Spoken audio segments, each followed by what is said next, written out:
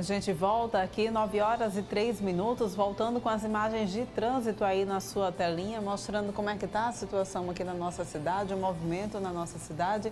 E a gente sempre tem registrado esse fluxo intenso mesmo de veículos pelas ruas da nossa capital, demonstrando assim, infelizmente, a falta de compromisso com o maceiense no isolamento social, né? Infelizmente.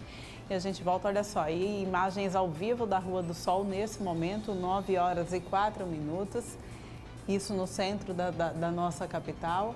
E você tem aí essas imagens na sua telinha. E a gente vem agora para o estúdio, agora vamos conversar um pouco sobre como é que fica a situação da gestante diante desse momento de pandemia. Que na semana passada nós vimos uma dentista grávida de 6 meses que foi diagnosticada com a Covid. Ela faleceu após ser submetida a uma cesariana de emergência. Ela apresentou graves problemas renais após o parto. E sobre isso a gente vai conversar aqui com o Adriano Cruz, ele que é médico especialista em medicina fetal e vai conversar um pouco com a gente a respeito desse tema. Bom dia para você, tudo bom? Bom dia, Colane, bom dia a todos. Eu gostaria de agradecer o convite de falar para vocês sobre um assunto que é tão vigente hoje, talvez o assunto, talvez não, com certeza, o assunto mais comentado de toda a humanidade, de todo o mundo, né? E no que eu puder contribuir a respeito de qualquer informação que seja importante para a população, estou à disposição. Perfeito. Então, doutor Adriano, a gente percebe que a Covid ainda, né, o coronavírus é uma doença nova, muito ainda se tem para a gente aprender com ela e por isso essa corrida contra o tempo, né, de especialistas na área de saúde e pesquisadores. Mas já dá para a gente dizer como que o vírus se comporta no corpo da gestante? Nos trabalhos eles têm mostrado que o vírus, ele, nos primeiros meses da gravidez, ele não tem passagem livre, ou seja, ele não tem afinidade pelo embrião, pelo feto, né? Ele tem uma afinidade grande pela placenta, né? Então, isso é o que pode produzir complicações na gravidez. Então, dessa maneira, ele pode causar danos, produzindo um trabalho de parto prematuro, uma ameaça de abortamento. Então, isso é o que a gente tem visto nas gestações. E qual é o procedimento, então, que os médicos têm adotado quando se é diagnosticado que uma mãe, né, uma gestante está com Covid-19? Olha, a gestante, primeiramente, é importante que a gestante saiba que ela faz parte de um grupo de risco, né? Então, ela fazendo parte de um grupo de risco, ela tem que tomar os cuidados necessários para que ela não tenha o Covid-19. Então, ela tem que redobrar a atenção com a parte de higiene, com a parte de alimentação, com o sono. Então, essas são as coisas principais para que ela possa ter uma gravidez saudável. Em segundo lugar, o que é interessante a gente saber é que ela deve fazer o isolamento também, junto com todas as pessoas do grupo de risco. Então, ela não pode ficar indo no supermercado, ela não pode ficar indo, né? Ela tem que fazer parte do grupo de risco que tem que ficar absolutamente o tempo inteiro em casa. Ela vai sair quando? Quando que a gestante ela vai se deslocar da sua casa para um outro lugar? Para as consultas de pré-natal, para um exame de pré-natal, para alguma necessidade extrema que ela tenha que possa ser necessário ela sair de casa. Então, a gente, normalmente, no nosso serviço, na nossa clínica, a gente pega essa ideia que ela é muito boa agora, que ela é muito vigente, da multidisciplinaridade, né? Então, a gente coloca a gestante dentro de um segmento multidisciplinar, onde, por exemplo, para a alimentação, a gente lança a mão da nutricionista. Quem melhor do que a nutricionista para dizer para ela que é importante uma alimentação fragmentada? Quem melhor do que a nutricionista para dizer para ela que ela vai ter mais energia, ela vai estar mais protegida, o seu bebê vai estar mais protegido se ela usar de determinados alimentos que podem protegê-la. Quem melhor do que um especialista do sono para dizer para ela que ela não pode ficar vendo nada durante a noite, senão ela vai atrapalhar o sono dela, ou também avaliar o próprio sono dela, né? Então, isso são coisas extremamente trabalho importantes, integrado, né? Então, toda gestante ela deve ser individualizada o seu atendimento. Então, cada gestante que se dirige à nossa assistência multidisciplinar, nossa clínica, ela entra como se ela fizesse parte de uma família. Então, ela vai ter acesso o tempo integral a todas essas informações e ela vai ser... Agora nós não mais esperamos que ela nos procure, a gente as procura para que elas se sintam cada vez mais seguras e confiantes. E a grávida precisa disso, né? Então isso vai proteger ela, vai proteger o bebê subsequentemente. Muito bem. Mas isso a gente relatou agora os cuidados que a gestante deve ter para não ser contaminada, para evitar, então, a contaminação com o coronavírus. Mas em caso de contaminação, quais são os procedimentos? Em caso de contaminação, não há muita diferença no tratamento que os diversos protocolos de tratamento da Covid, eles visam integrar várias medicações que possam agir diretamente com o vírus. Tem algumas que na gravidez, realmente na gravidez, é até um parágrafo, né? Essa coisa de medicação na gravidez, nenhuma grávida deve lançar a mão de medicamentos sem orientação médica. Então, é muito importante que elas, uma vez com suspeita de coronavírus, ela se dirija ao profissional, ela venha a uma equipe multidisciplinar, ao infectologista, ao obstetra, para que ela possa ser orientada, né? Obviamente que os protocolos eles preconizam algumas medicações que podem não ser usadas durante a gravidez, mas boa parte delas são usadas com certa segurança e que vão proteger a grávida e que vão fazer com que ela diminua os riscos de passar para as fases mais graves da doença. Então, isso é possível. E quando a gente fala sobre a gestante que foi contaminada, o bebê corre o risco também de ser contaminado durante a gestação? Então, recentemente foi mostrado um caso onde a gestante, ela, na 23ª semana, ela foi acometida, teve os sintomas e teve o diagnóstico de Covid-19, né, acometimento pelo vírus, e no final da gravidez, com cerca de 37 semanas, o neném nasceu. Isso é um caso francês e foram detectados sintomas. Ele nasceu bem, foram detectados sintomas neurológicos e lançaram a mão de uma ultrassonografia craniana que se mostrou normal, porém o bebê continuava com sintomas neurológicos e uma ressonância magnética mostrou pontos de calcificação no cérebro, ou seja, foi o primeiro caso que se demonstrou um dano fetal causado pelo vírus. A placenta era impregnada de vírus e o bebê também tinha sorologia positiva para o coronavírus, que não seria herdada pela mãe, porque ele deu o IgM positivo. E a gente corre o risco, então, doutor, eu sei que ainda é tudo muito novo, né? Mas a gente corre risco de ver se repetir o que aconteceu com a Zika, por exemplo, alguns anos atrás, que a gente teve também aquela epidemia forte aqui no Brasil de Zika e houve todas aquelas complicações para as gestantes?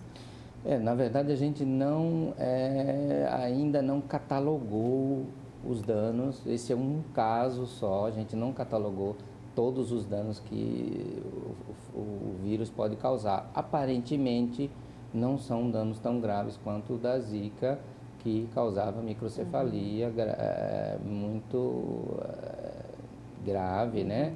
E determinava graves alterações clínicas ao nascer. Nesse caso específico, que é um caso só, não demonstra um exemplo de toda a população, mas já nos outros casos onde houve a presença de gestantes com Covid, não foram demonstrados grandes anomalias ou malformações, por exemplo, causadas por esse vírus. As mães que tiveram coronavírus durante a gestação, os bebês precisam continuar sendo acompanhados com um olhar, com atenção a mais? Sim, sim, eles são, as mães que tiveram coronavírus, elas necessitam de um acompanhamento restrito, né, mais estreito, digamos assim. Ela tem muito mais frequência de exames morfológicos, né? O exame morfológico é um exame que é feito 3 vezes nas gestações. Então, uma pergunta frequente também é se a mãe tiver com coronavírus, ela vai perder aquele exame morfológico que é feito no primeiro trimestre. Então, assim, a gente simplifica dizendo que ela tem um mês para fazer o exame, de 11 até 14 semanas, mais ou menos.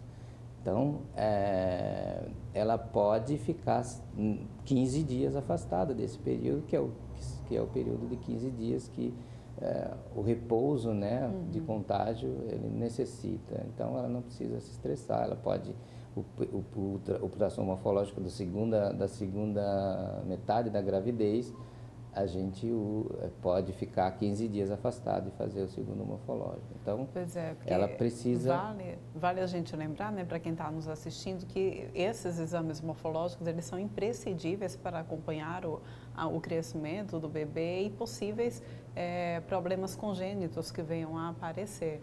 E eles têm que ser feitos exatamente num período correto da gestação, não é isso? Na verdade, a gente utiliza esses períodos. Pode ser feito em qualquer época, na verdade, mas a gente utiliza esses períodos para que a gente concentre o número de achados que a gente vai ter. Por exemplo, no primeiro trimestre, a gente tem um achado que é importante da translucência nucal, que é onde pode determinar um risco maior ou menor de um acometimento genético ou mesmo de malformações fetais. Então, esse período a gente utiliza também para fazer o morfológico de primeiro trimestre, onde a gente vai ver outras alterações, a gente pode ver outras alterações significativas no neném que já demonstram que tem algum problema.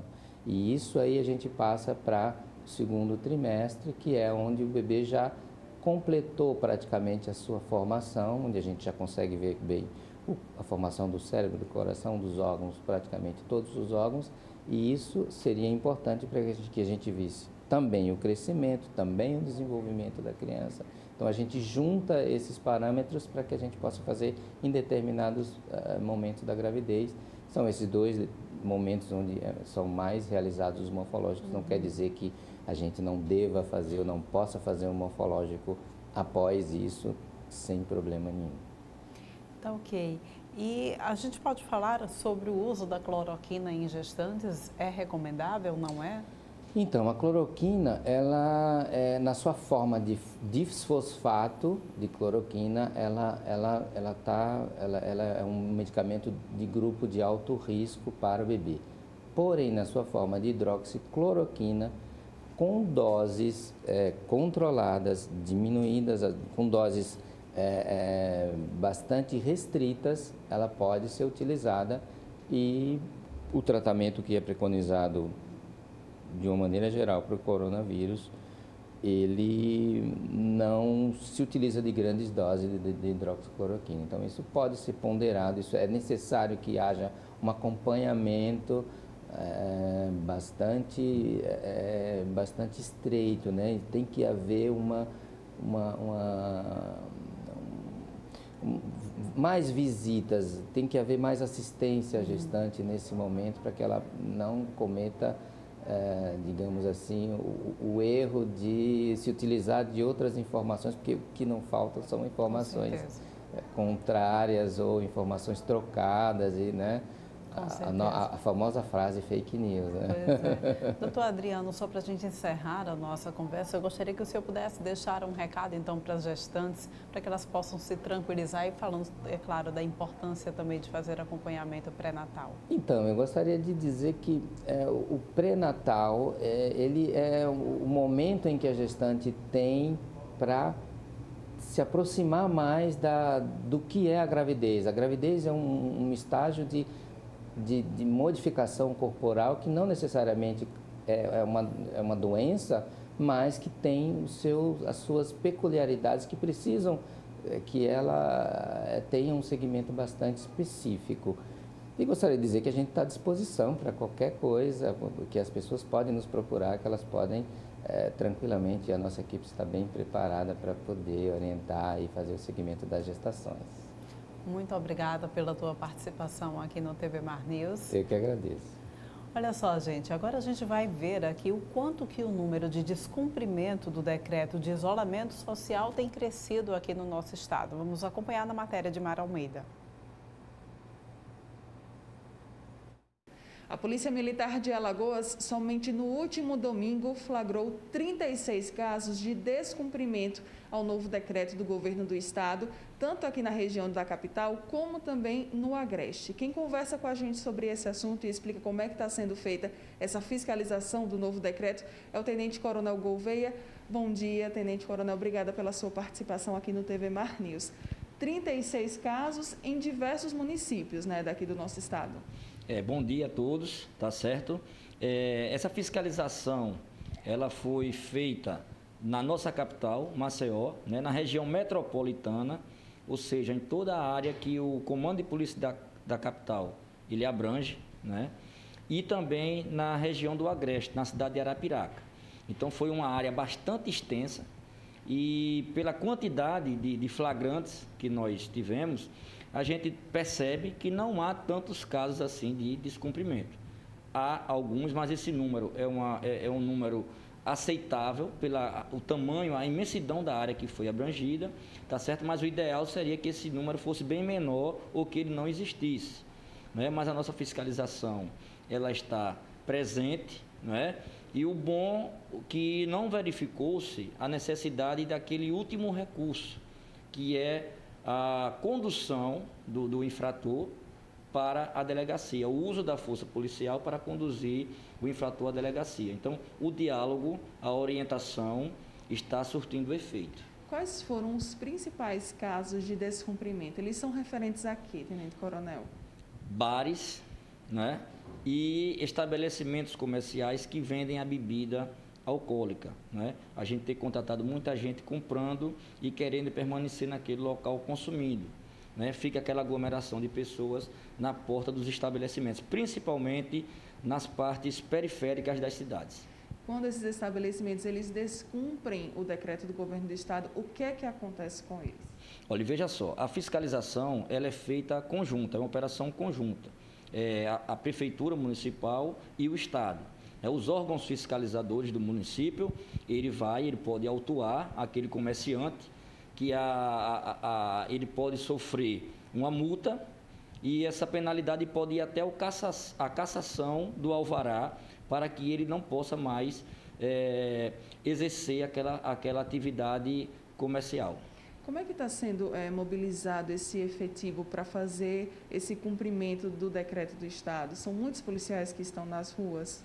Nós temos o nosso efetivo normal, que nós empregamos diariamente, e temos também um reforço, não é? Oriundo do Comando do Policiamento da Capital. A gente conta com os batalhões especializados, que são o BOP, a Rádio Patrulha, o BPTran, no caso do interior, o BPRV, o Batalhão Rodoviário, e esses batalhões têm nos apoiado também com um aumento de efetivo para que a gente possa cobrir, para que a nossa fiscalização seja mais intensa e mais presente.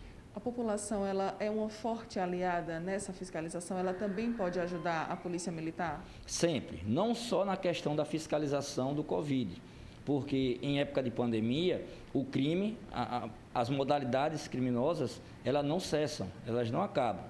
Então, a sociedade é a nossa maior parceira, né?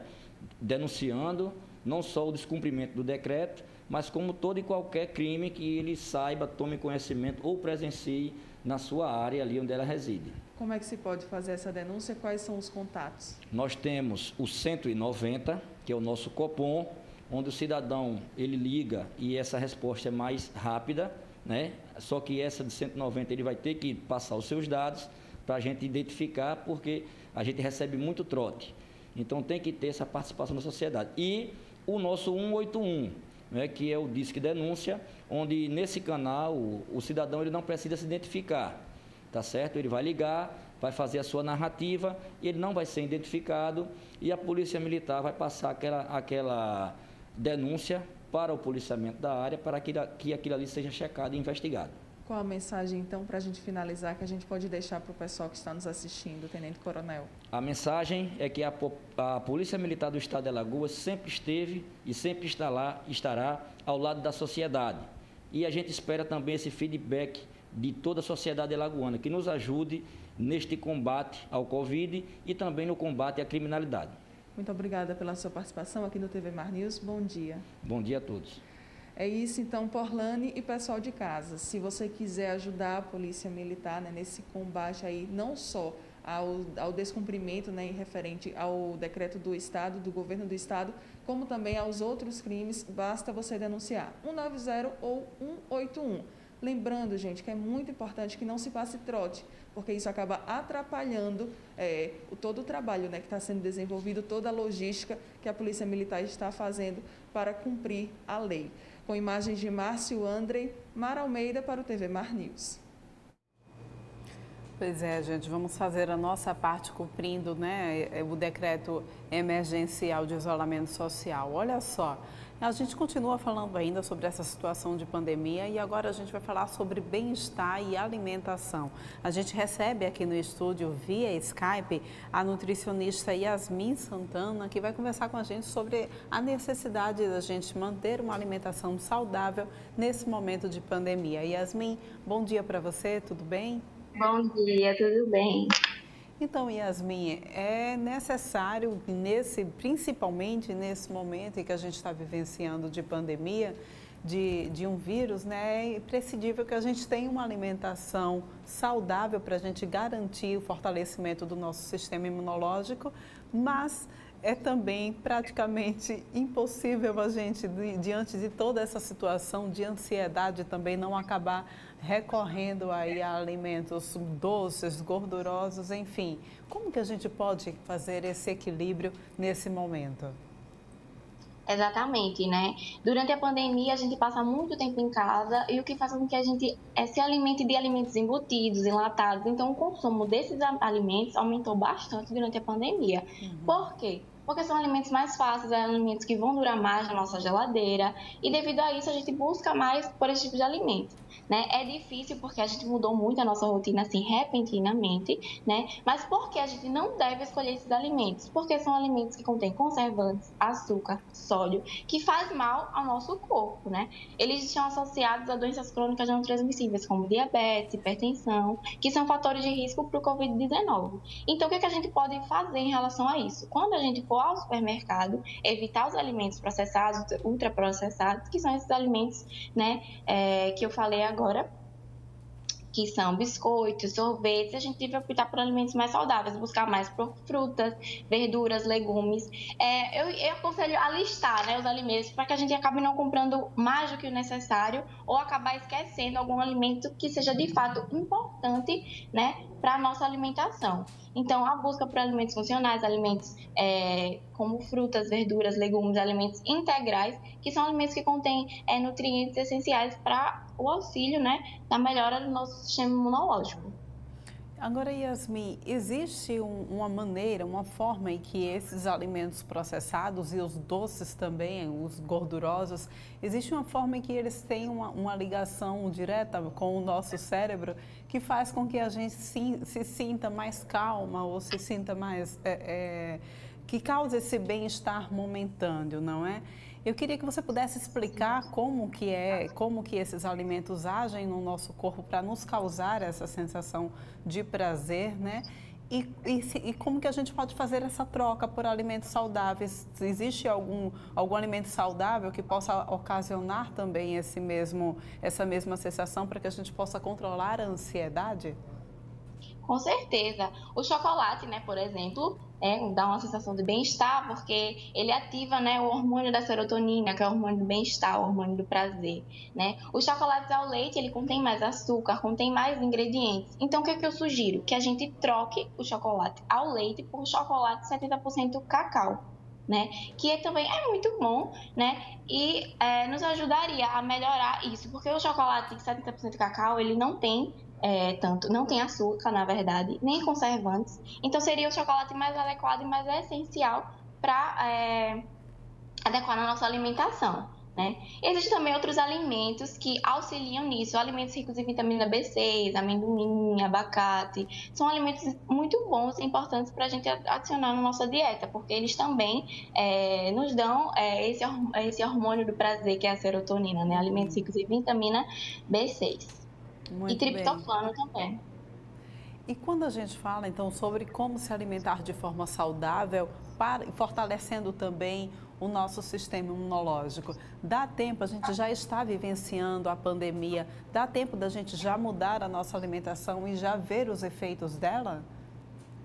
A dieta ela tem que ser contínua, né? A alimentação ela tem que ser um hábito, no caso é uma reeducação alimentar. Não é instantânea, é com o tempo, porque é um hábito que você vai criar. Se você já tem o hábito da dieta, é até mais fácil. Mas se você não tem o hábito, se alimentava de forma totalmente desregular e inadequada, vai ser todo um processo. Então, é determinação, foco, paciência e controle também, né? Porque a gente tem que trabalhar a nossa mente e o nosso corpo. Então, assim, a gente tem que fazer uma reeducação alimentar. E aos poucos, gradativamente. Não adianta a gente começar uma alimentação e parar no meio do caminho. Então, tem que ser uma alimentação contínua, né? Uma alimentação regular, junto também com atividade física, controle da qualidade do sono e também o gerenciamento do estresse, que são fatores que vão auxiliar no seu sistema imunológico, não somente a alimentação, né? Todos esses fatores.